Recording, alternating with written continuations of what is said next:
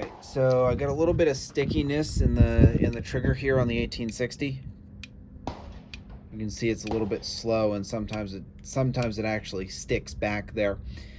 So we're going to have to go ahead and disassemble this. The first part of this is going to be the same basic thing: pop the barrel off, pop the cylinder off. So we'll get that done real quick, and then we'll get into how to actually get that whole trigger assembly disassembled here, because that's what we're going to have to do in order to get this to keep moving again. That pin even came out of there without any persuasion. It's a well-behaved pin. Yes, it is. And the other thing that's happening to this is the bolt's not coming back into position correctly. But that's an easy enough thing to fix while we're in there as well. So if I bring this all the way back till it stops, and then let go, the bolt is not coming all the way back up the way it should, and that allows the cylinder, and watch, it's not going to do it. Yeah, it's not going to do it to me right now, but it had been that when I had everything assembled and pulled the hammer all the way back, the cylinder was able to rotate still with the hammer all the way back, and it shouldn't be able to do that. So we gotta get a little bit of oil in that bolt while we're in there as well. So the first thing we're gonna do, we got 1, 2, 3 screws here to get the grip off. So we're gonna take the grip off first, and the hammer spring is gonna be in there tending to want to push the grip off and away. And especially since we're out here at the range, we don't want these screws to be going flying. So we're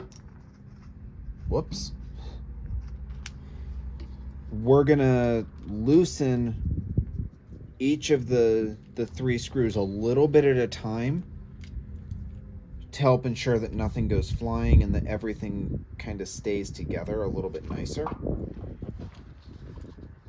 And it also gives us a little bit of an easier way to keep track of our screws, because when everything releases and the grip comes off, we'll be able to keep the screws in their positions in the grip, rather than having to track which one came out of where and build ourselves like a little screw map on our mat here.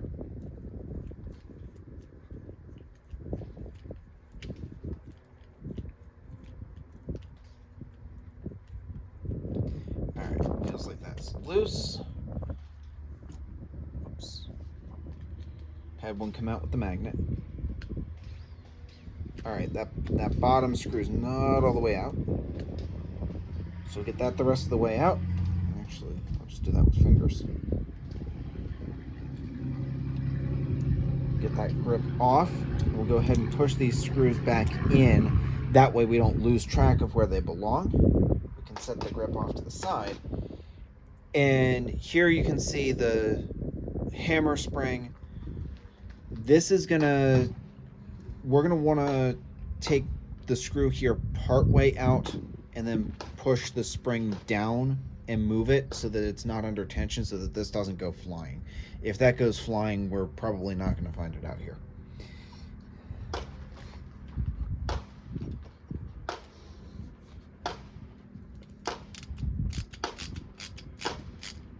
So relieve a little bit of tension. We can push down on that and rotate it out of the way. And now we can pull our hammer spring and screw the rest of the way and set them aside. So now, if we pull the hammer back, we can still hear it click and everything, but there's no spring action. It's not going to come back forward on its own. And everything is still clicking and advancing because there's an additional spring for the trigger under here that we're going to have to remove once we get the trigger guard off. Disassembling the trigger guard, we're going to do the same basic thing that we did with the grip, but we can be a little bit more relaxed with how much we're pulling each of the screws at any given time, because there's no spring tension to worry about here.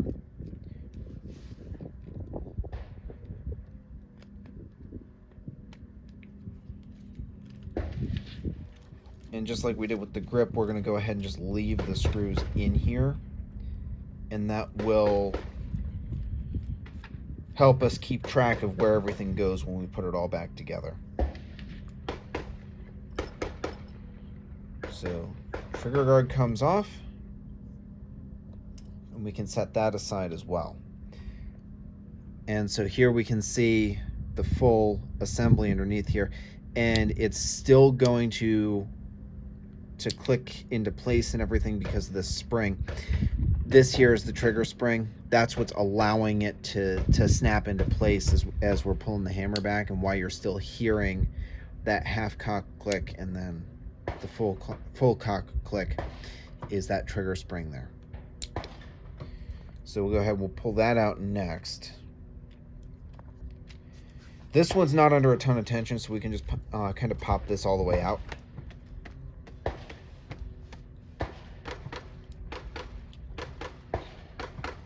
Set that aside as well. And if we need to adjust the tension on that spring while we've got it apart, now's the time to do that. And then the remaining pieces here, we'll point to them on the side before we start taking things apart, because things are going to happen kind of quickly when we take it apart. Trigger screw, bolt screw, hammer screw.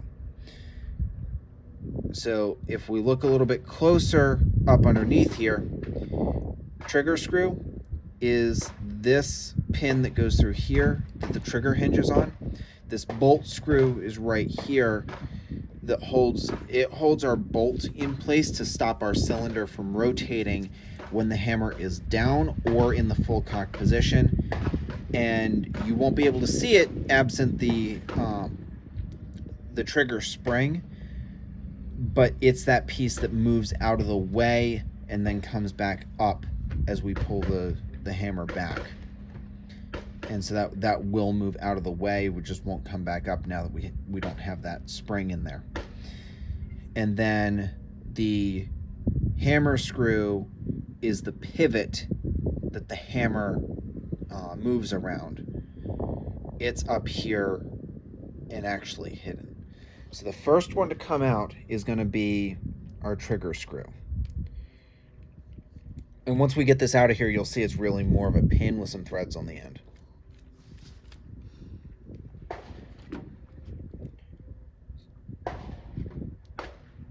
See? Oop. See? A pin with some threads on the end. Hold on, let me focus on it. Get away from me. There it is. Yeah, a pin with some threads. And then that's all there is to the trigger. And we are gonna stick a little bit of oil in here and on the sides of the trigger as well. But for now, just so that we can keep everything straight, the trigger screw or pin and the trigger, we're gonna go ahead and put the pin back into the trigger so that everything stays straight there. The next one to come out is gonna be the bolt.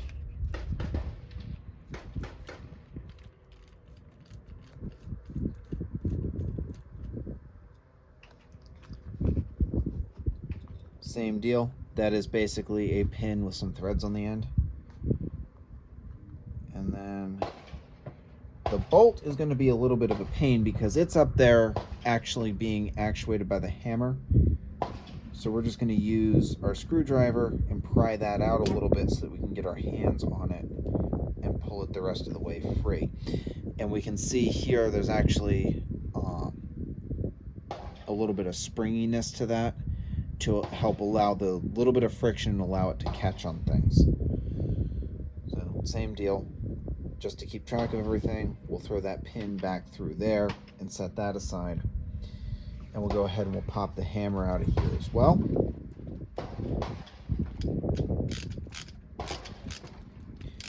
There's enough tension on this one to cause that to ratchet a little bit.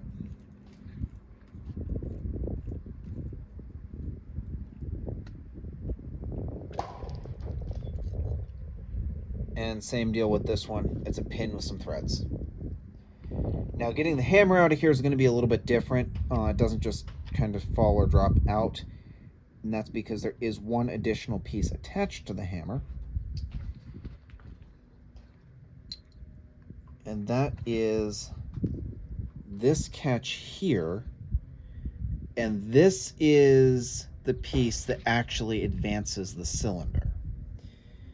And you can see that there's a spring on it. It's that spring that allows the piece to push back, and then you're hearing that spring's action that snaps it back into position as you are advancing the cylinder when you're in half cock.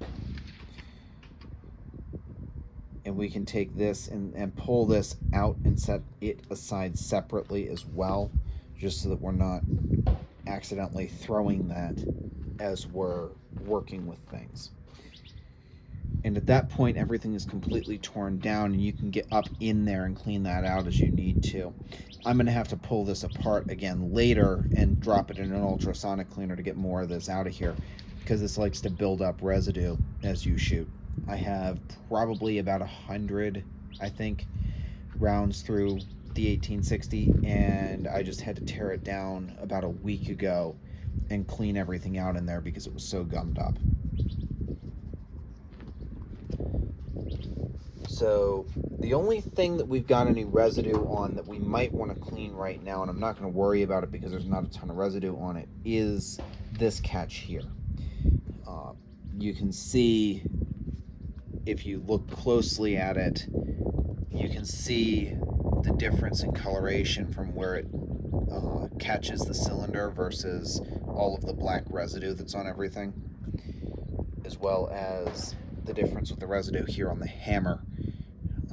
Residue up here versus what's clean down here, but it's nothing in here is really bad enough to warrant cleaning it right now while we've got it apart, because it was just cleaned.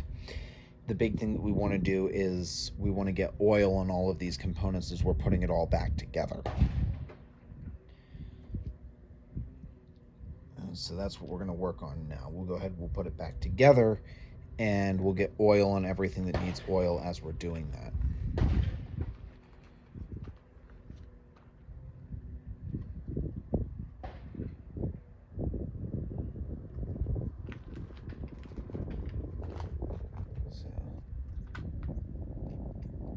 That was quite a bit of oil for that, but we get a drop of oil on that pin. And then we'll put a little bit of oil inside the hammer. And now we'll take this and slide this back in here. There's a channel in there that we're sliding that into, which is what's going to make it easy enough to get that piece back in there. And then now that that's in there, we'll go ahead and we'll put our hammer screw back in place. Switch the ratcheting, and we'll point this out a little bit more when we get everything all the way back together. But the hammer screw is going to set the amount of effort it takes to pull the hammer back more than the spring will. The spring is there and is going to set some effort to pull the hammer back, but if you crank down on that hammer screw, it's going to take a lot to get that hammer back. And I'm actually taking advantage of that as we're putting everything back together, and I've got this cranked down quite a bit so that hammer is going to stay in place for us as we're putting everything else back in. And again, we're doing this all in the reverse order, so the next thing to go in is going to be the bolt. And this is going to be a little bit interesting getting in there with a little bit of lube on it because of how small the pieces are that we're working with. But we're going to go ahead and just small dabs of oil basically we're basically sort of going to just smear a drop on this, and we'll smear a drop-ish over here on the sides as well. And if we take this in here and we look at where that's going to sit, it's going to be this side of the bolt that is going to come in contact with the brass frame. So I'm going to take a little bit of a small smear of oil on that side of the bolt as well, and that's going to have all of the surfaces of the bolt that are going to be in contact with things oiled. And so we can take that and we can slide, and I'm sticking that in, using the hammer to kind of help compress things and get it into position.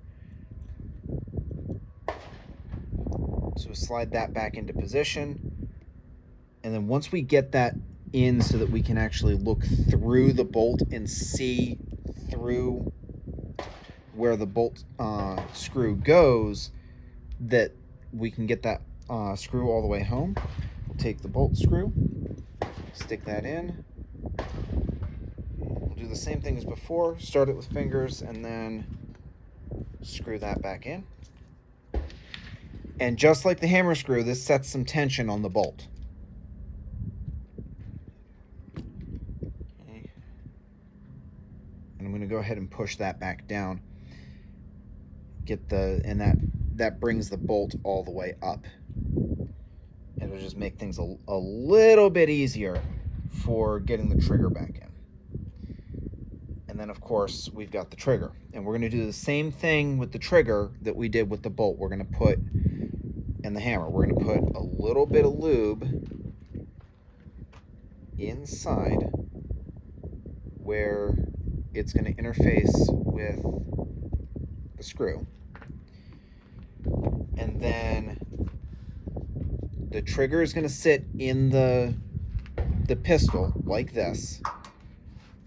And if we stick that in there, we can see the side that's currently facing away from the camera, out of frame. The side that's currently facing away from the camera is the side that's going to directly interface with the brass. And so we're going to take a little bit of lube over there as well.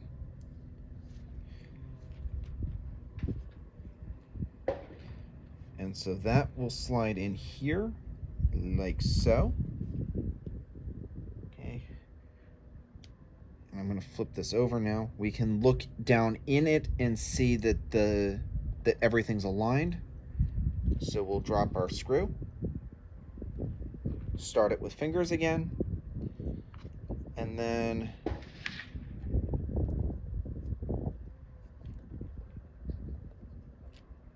screw that in. So now, if I take some of the tension off of the hammer screw,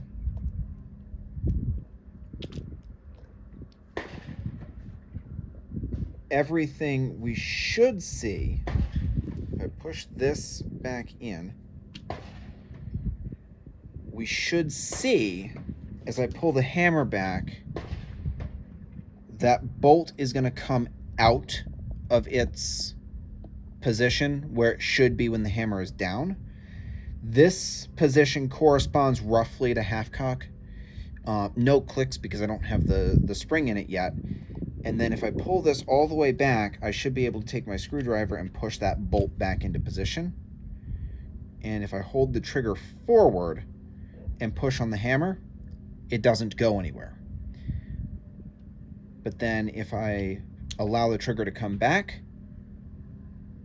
the hammer can drop and we know everything is assembled correctly. And then if we wanted to, we could hold the trigger forward, press the trigger forward.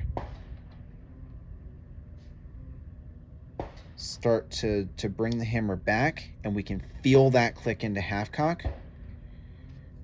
And if we push on the bolt with the screwdriver, it stays in place. So again, confirming that everything is assembled correctly with the trigger assembly. So I'm going to allow that to come down, and I'm going to push that bolt back into its position. I'm going to go ahead and sit this down, and I'm going to grab the trigger spring. Now, when the trigger spring goes back in, it's going to go back in this position. And so if we want to take advantage of having all of this apart to set some extra tension on the spring, we could take pliers, or it's easy enough to just apply a little bit of pressure, bend that spring just a little bit to apply a little bit of extra tension. So we can now take this, drop that in. You can see it's going to rest there on the catch on the trigger, and we're actually not on the bolt right now. So we're going to take a look at what's going to happen when we get the springs. Oops, that's the wrong screw. The spring screw, this screw. And that's why it's important to keep track of everything, because the screws, those two screws are different. So we'll go ahead, got to switch the ratchet. We'll go ahead and we'll get that back in there, and we'll take a look at where everything sits. And before we assemble anything else, we're gonna ensure that everything is moving the way it should, so that we don't have to take it all back apart again when it doesn't move correctly. We only have to take the spring back out and adjust the spring, because we know everything else works. So pull that there. We got a good click into half cock. The bolt is out of the way. We pull that back into full cock, and that bolt came right back up. So pull the trigger, let it back down, and a little bit of a different angle here just to show it again. Half cock, we can see the bolt is retracted. Full cock, and it came all the way back up, no question, which is what we wanted to see. So now we know everything is moving correctly. Find the cap for the oil, put the cap back on the oil, and we can start putting everything else back together. First thing to go back on is going to be... I'm glad I watched those fall. There it is. I was going to say, it was right in front of my toe. So, I'm glad I watched those fall. So we're going to wipe those back off. And then the trigger guard's the first thing to go back on.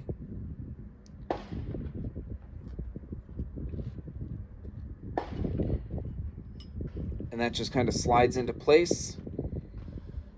Line up your screws.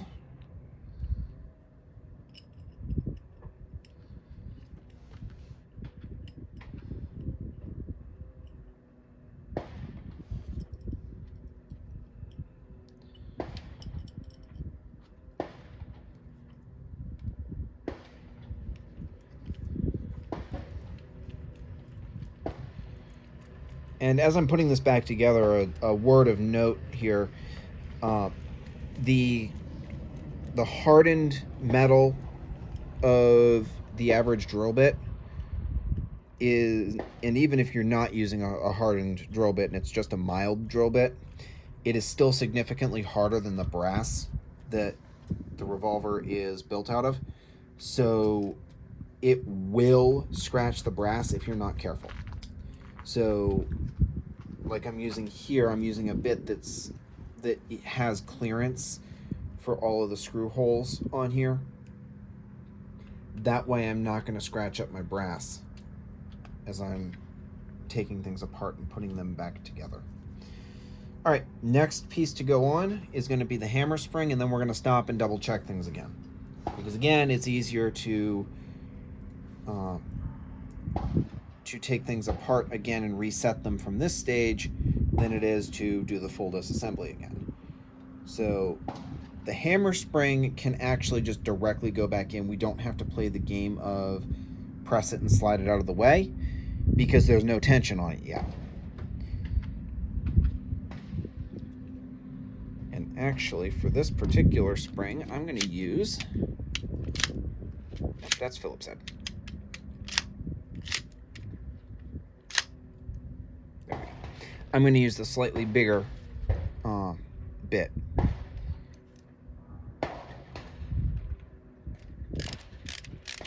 And we're definitely going to get ratcheting on this, and we want to use it to our advantage. So there's that. Tighten down. We can see we're not going to push down on that anymore. So if I take and pull back on that, we still got everything clicking into place as it should. The bolt has retracted as it should. We pull that back again.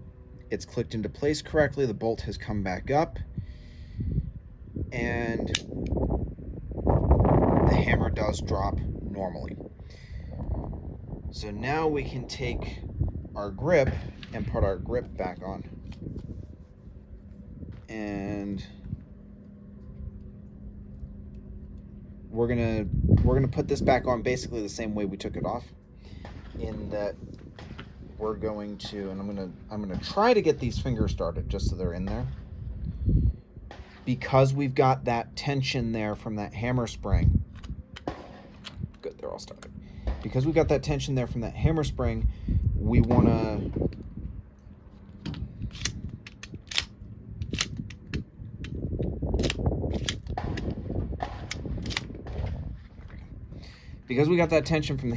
we want to one at a time in rotation. So get that one in a little bit more and then come around to the next one. Bring that in a little bit and then come around to the one on the bottom.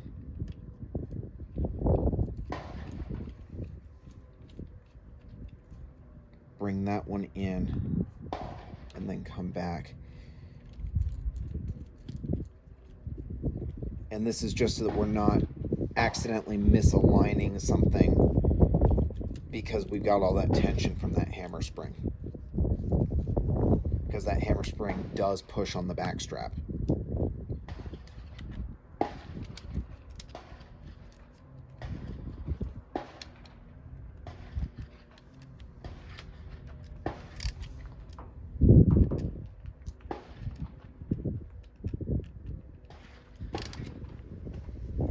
Those tightened down, we can pull the hammer back again. I've got good, it's just the tension from the spring on the hammer right now, because I've got that screw backed out. But if I take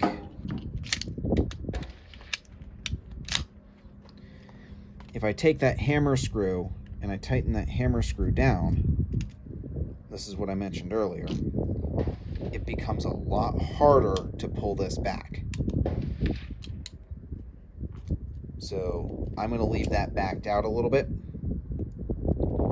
because this particular pistol has a tendency to like to gum up in the cylinder pin a little bit. And then my trigger is returning to its forward position very well now. If it wasn't still, and we needed to adjust it a little bit before we could get it home and do a deep clean on it, because we just did a field strip and field clean on it. Okay, field strip and field clean. We disassembled the entire thing, but we can't be as thorough as we would be at home. If we had to reduce the tension on that a little bit, we could go ahead and just back this screw out slightly, but right now we don't actually need to do that. And I did tighten that down a little bit more, and we're still golden there. And same deal on the bolt. If we needed to reduce that tension on the bolt a little bit to get it to move, we can back that screw out there a little bit off of the bolt. But right now we don't need to do that. And then final reassembly. We got to go in the half cock to get the bolt out of the way. We've already got some oil on the cylinder pin, which is why I'm not putting any oil on it now. And then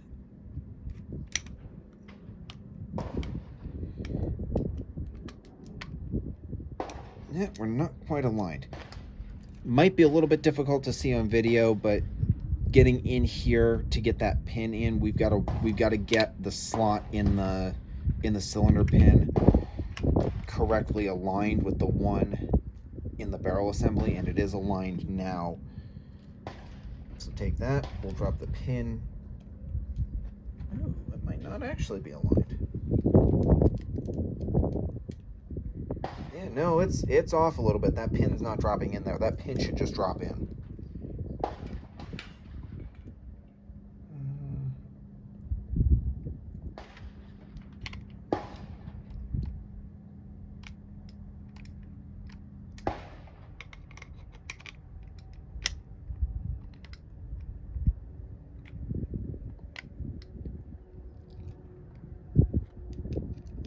There we go.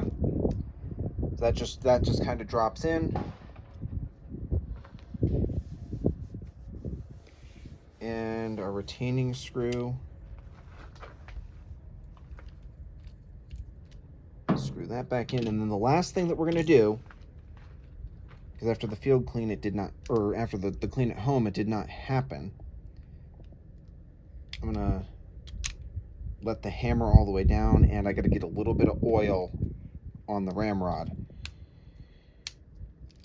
just to help protect that, because we do clean with water, and this is not stainless, this is just a mild steel, and we want to stop it from flash rusting.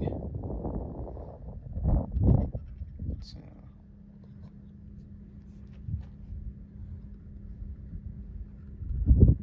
a little bit of oil on there.